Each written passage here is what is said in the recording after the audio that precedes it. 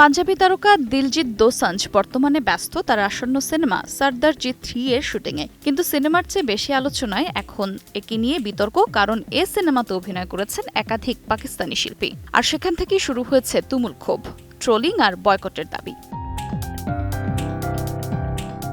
সম্প্রতি মুক্তি পেয়েছে সর্দারজি 3 এর ট্রেলারে দেখা গেছে পাকিস্তানি অভিনেত্রী হানিয়া আমির সঙ্গে আরও কয়েকজন পাক শিল্পী নাসির চিনিয়তি, ড্যানিয়েল খাওয়াওয়া ও সেলিম আলবেলা।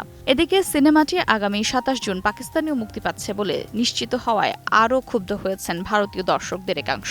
পাকিস্তানের লাহোর, করাচি, ইসলামাবাদ, ফয়সালাবাদ এবং শিয়ালকোটের মতো শহরে সিনেমাটি মুক্তি পাবে এমন হল তালিকাও ইতিমধ্যে ভাইরাল। ভারতের ভক্তরা এই সিদ্ধান্তে হতবাক। অনেকেই বলছেন, দেশের সেনাদের রক্ত ঝরার পরেও পাকিস্তানি অভিনেত্রীকে নিয়ে সিনেমা বানানো একেবারেই মেনে নেওয়া যায় না। উল্লেখযোগ্য, গত ২২ এপ্রিল জম্মু কাশ্মীরের পাহেলগাঁওয়ে জঙ্গি হামলার প্রেক্ষিতে শোনা গিয়েছিল হানিয়া আমিরকে সিনেমা থেকে বাদ দেওয়া হতে পারে। কিন্তু ট্রেলারে তার উপস্থিতি সেই সম্ভাবনাকে উড়িয়ে দিয়েছে, আর এতেই চটেছেন ভারতীয় দর্শকদের একটি অংশ। ইনসেক্ট রিপেলেন্ট মাস্টার ব্যাচ যুক্ত আরএফএল ওয়ার্ড্রোব, কাপড় যত্নে রাখার নাম্বার 1 সলিউশন। এই পরিস্থিতিতে ভারতীয় চলচ্চিত্র সংগঠন ফেডারেশন অব ওয়েস্টার্ন ইন্ডিয়া সিনে এমপ্লয়িজ স্পষ্টভাবে জানিয়ে দিয়েছে, পাকিস্তানি শিল্পীদের সঙ্গে কাজ করা কোনোভাবেই সমর্থনযোগ্য নয়। সংস্থাটি সর্দারজি 3 এবং দিলজিতের বিরুদ্ধে বয়কটের আহ্বান জানিয়েছে। শুধু সংগঠন নয়, সোশ্যাল মিডিয়াতে উঠেছে একই সুর।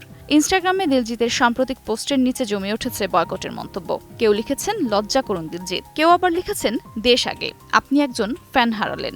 আবার কেউ সরাসরি বলেই দিচ্ছেন, সর্দারজি 3 বয়কট করুন। দেশ ছাপিয়ে বিদেশেও জনপ্রিয় দিলজিৎ দোসাঞ্জ।